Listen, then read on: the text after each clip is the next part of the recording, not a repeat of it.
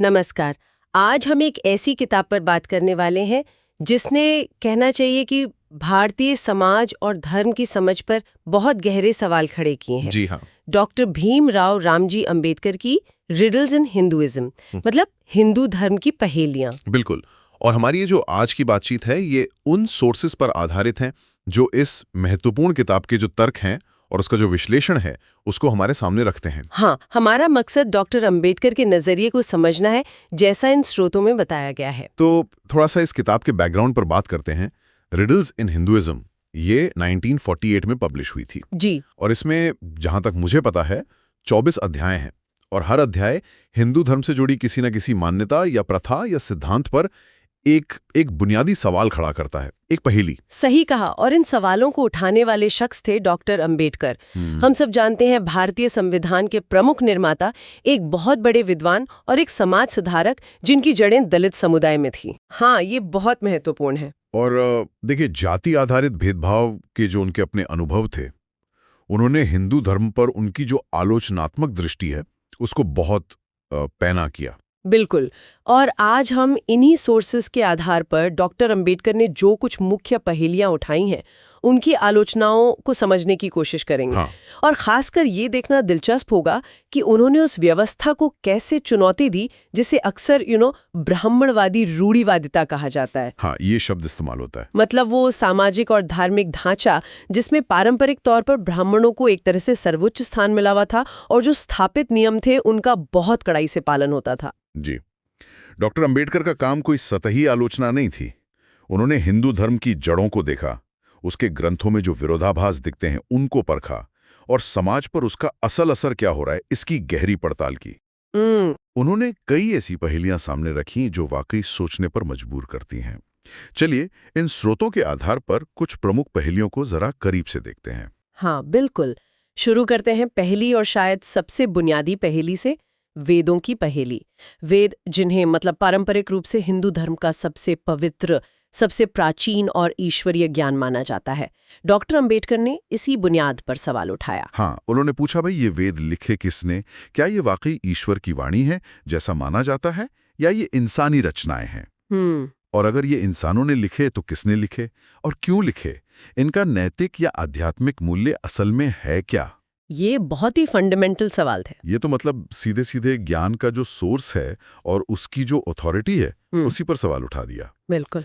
इसका मतलब तो ये हुआ कि अगर वेद ईश्वर ने नहीं लिखे, जैसा अंबेडकर का तर्क था, तो फिर उनके एकमात्र इंटरप्रेटर होने का जो दावा करता है एक वर्ग, उसका आधार क्या रह जाता है? बिल्कुल सही पॉइंट है। जैसा कि स्रोत बताते हैं, अंबेडकर का तर्क था कि वेद कोई डिवाइन रेवलेशन, मतलब कोई दैवीय रहस्योद्घाटन नहीं है, बल्कि शायद आर्य ब्राह्मणों द्वारा अपनी सामाजिक और धार्मिक सत्ता स्थापित करने और उसे कायम रखने के लिए रचे गए ग्रंथ थे। अच्छा। तो ये सिर्फ कोई अकादमिक बहस नहीं थी, ये सीधे सीधे ज्ञान पर और उसके जरिए समाज पर कंट्रोल के अधिकार को चुनौती थी। और बात सिर्फ उत्पत्ति तक ही नहीं रुकी, उन्होंने वेदों के अंदर जो बातें हैं उन पर भी सवाल उठाए। हाँ, उन्होंने तर्क दिया कि वेद जिस तरह के कर्म कांडों और यज्ञों पर जोर देते हैं, वे अक्सर आध्यात्मिक उन्नति से ज्यादा सामाजिक शोषण और प्रतिगामी, मतलब पुराने विचारों को बढ़ावा देते हैं। उन्होंने पूछा कि क्या इन कर्मकांडों का वाकई कोई नैतिक या आध्यात्मिक महत्व है, या ये सिर्फ सत्ता बनाए रखने के साधन है?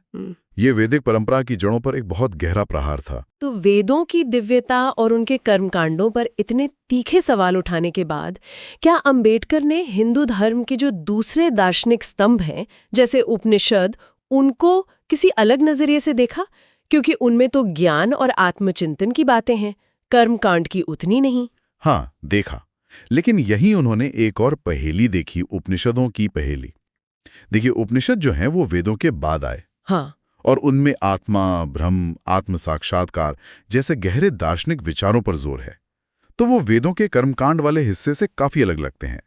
वेद कर्म पर जोर देते हैं, उपनिषद ज्ञान पर।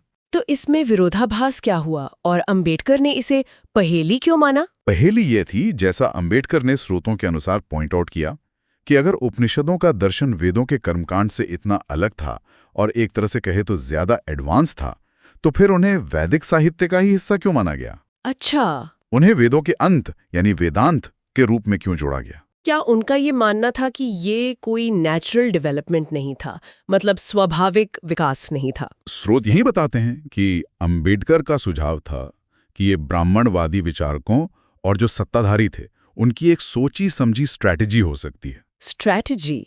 किस लिए? कि उपनिषदों के इस गहरे दर्शन को भी वैदिक धारा में शामिल कर लो, ताकि ज्ञान के इस नए स्रोत पर भी अपना नियंत्रण बना रहे। ओह! यानी जो दर्शन शायद वैदिक कर्मकांड को चुनौती दे सकता था, उसे ही व्यवस्था का हिस्सा बना लिया गया। ये ज्ञान और सत्ता के जो जटिल रिश्ते होते हैं ना, उस पे एक और टिप्पणी थी। ये वाकई सोचने वाली बात है कि कैसे विचारों को समाहित करके भी नियंत्रण बनाए रखा जा सकता है। चलिए, अब एक और दिलचस्प पहेली पर आते हैं जिसका जिक्र स्रोतों में मिलता है।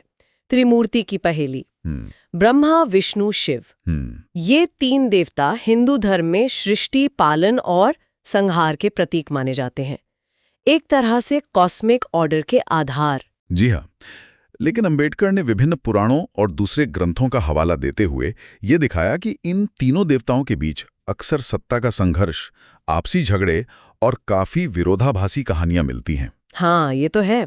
कहीं विष्णु ज्यादा शक्तिशाली दिखते हैं, कहीं शिव, और ब्रह्मा की स्थिति तो कई जगह काफी कमजोर दिखती है। बिल्कुल। तो उनका सवाल क्या था? क्या वो सिर्फ मैथोलॉजी की इनकंसिस्टेंसीज, मतलब विसंगतियों की ओर इशारा कर रहे थे? हाँ, क्या था उनका सवाल? उनका सवाल इससे ज्यादा गहरा था।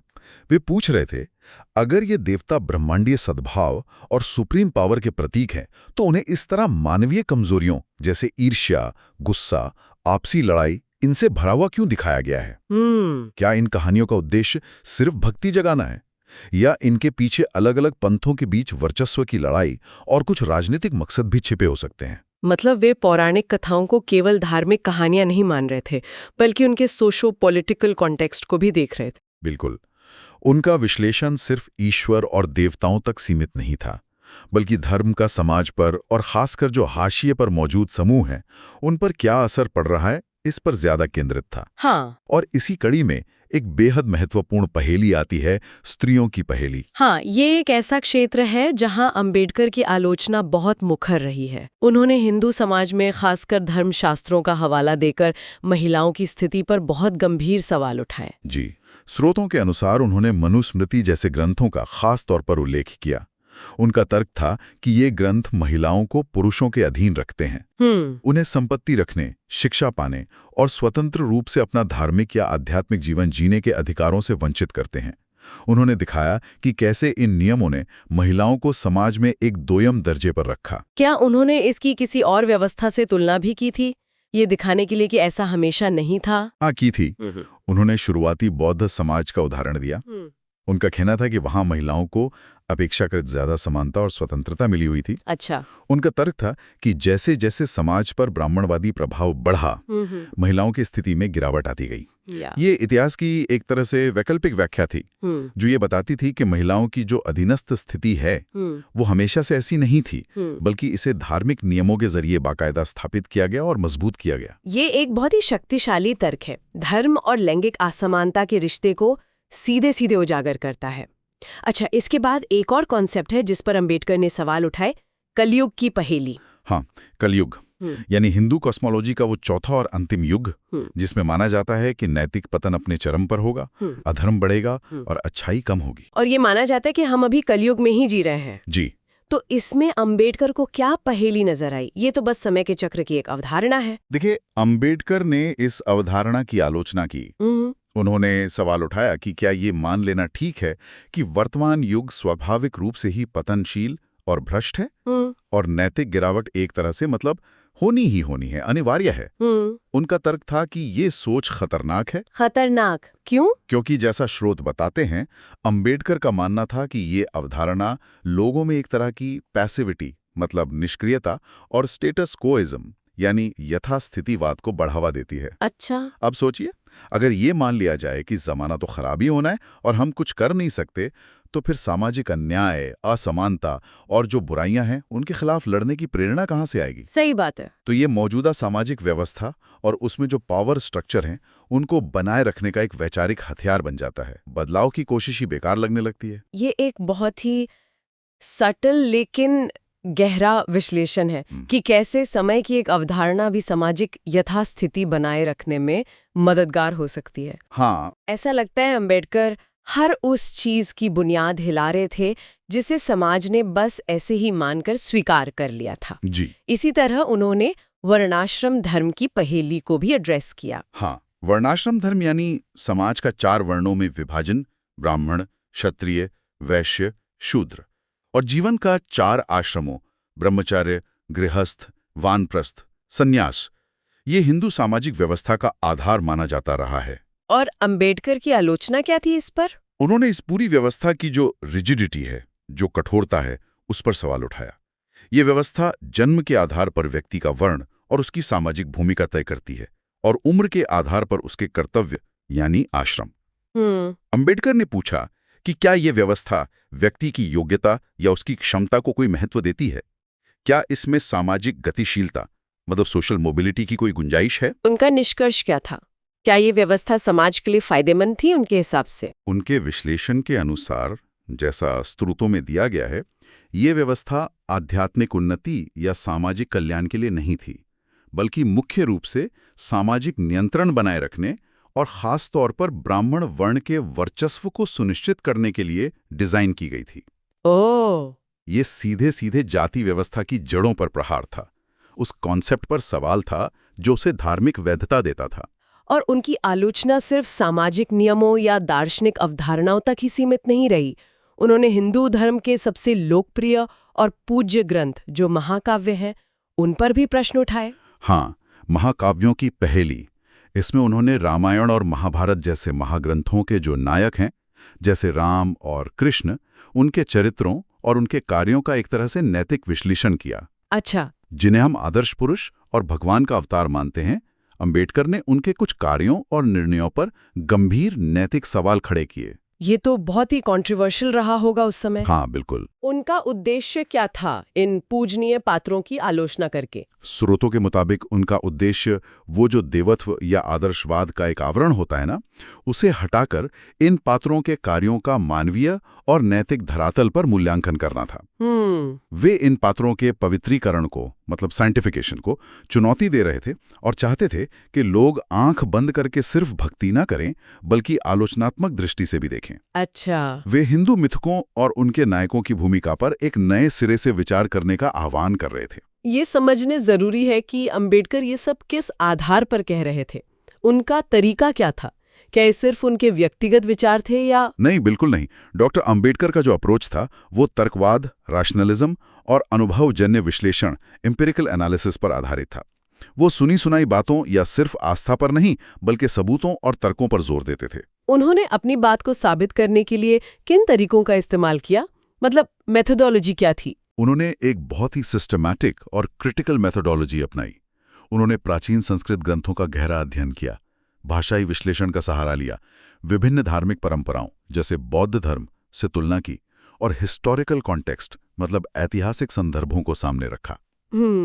उनका उद्देश्य था कि जो ब्राह्मणवादी रूढ़िवादिता द्वारा प्रचारित और स्थापित किए गए विचार और कथाएं हैं, उनको परत दर परत खोला जाए, उनके अंदर के जो विरोधाभास हैं उनको उजागर किया जाए। जी। और देखिए, ये समझना बहुत महत्वपूर्ण है कि अंबेडकर की ये सारी आलोचनाएं सिर्फ कोई बौद्धिक अभ्यास मतलब इंटेलेक्चुअल एक्सरसाइज नहीं थी। हाँ, ये बात आपने पहले भी कही थी। जी, ये उनके जीवन के अनुभवों से और सामाजिक न्याय और समानता के प्रति उनकी जो गहरी प्रतिबद्धता थी उससे जुड़ी हुई थी। उनका काम सिर्फ अतीत की चीरफाड़ नहीं था बल्कि वर्तमान और भविष्य के समाज को बदलने का एक आह्वान था। वे समाज से आग्रह कर रहे थे कि वो उन दमनकारी धार्मिक और सामाजिक संरचनाओं का सामना करे और उन्हें खत्म करे जिन्होंने सदियों से असमानता और अन्याय को कायम रखा है। तो अगर हम इस पूरी चर्चा को समेटें तो रिडल्स इन हिंदुइज्म सिर्फ एक किताब नहीं है बल्कि ये सामाजिक और धार्मिक विमर्श में एक मील का पत्थर है। ये विवादास्पद हो सकती है और है भी, लेकिन जैसा स्रोत भी बताते हैं, ये हिंदू धर्म की जो जटिलताएं हैं, उसके भीतर जो तनाव मौजूद है, जो विरोधाभास हैं, उनको समझने के लिए एक जरूरी फ्रेमवर्क जरूर देती है। निश्चित रूप से डॉक्टर अंबेडकर ने जो सवाल उठाए वे आज भी उतने ही प्रासंगिक हैं। उनकी जो अंतर्दृष्टि है वो आज भी अकादमिक जगत से लेकर सामाजिक आंदोलनों तक हर जगह बहस और संवाद को प्रेरित करती है। हाँ, ये हमें धर्म, आस्था, पावर स्ट्रक्चर्स और सामाजिक न्याय के बीच के जो गहरे और अक्सर असहज करने वाले रिश्ते हैं, उन पर सोचने को मजबूर करती हैं। उनकी विरासत सिर्फ इतिहास का हिस्सा नहीं है, बल्कि वर्तमान का एक सक्रिय हिस्सा है। और जैसा कि इस शोध सामग्री के अंत में भी इशारा किया गया है, चलिए हम अपने श्रोताओं के लिए भी वही सवाल छोड़ जाते हैं जिस पर डॉक्टर अंबेडकर ने हमें सोचने पर मजबूर किया। हाँ, जरूर। सवाल ये है कि क्या कोई ऐसा धर्म या धार्मिक व्यवस्था जो अपने भीतर असमानता को बनाए रखती है या उसे किसी भी तरह से सही ठहराती है, क्या वो वास्तव में आध्यात्मिक मुक्ति या सच्चे इंसानी विकास का मार्ग हो सकती है? ये एक ऐसा सवाल है जिसका जवाब शायद आसान नहीं है, लेकिन डॉक्टर अंबेडकर का काम हमें ऐसे ही मुश्किल और जरूरी सवालों से जूझने की हिम्मत और प्रेरणा देता है। इस गहरी और विचारोत्तेजक चर्चा में हमारे साथ रहने के लिए धन्यवाद। उम्मीद है ये आपके लिए उपयोगी रही होगी। धन्यवाद। आगे भी ऐसे ही विश्लेषणों और चर्चाओं के लिए जुड़े रहिएगा, पढ़ते रहिए, सवाल करते रहिए।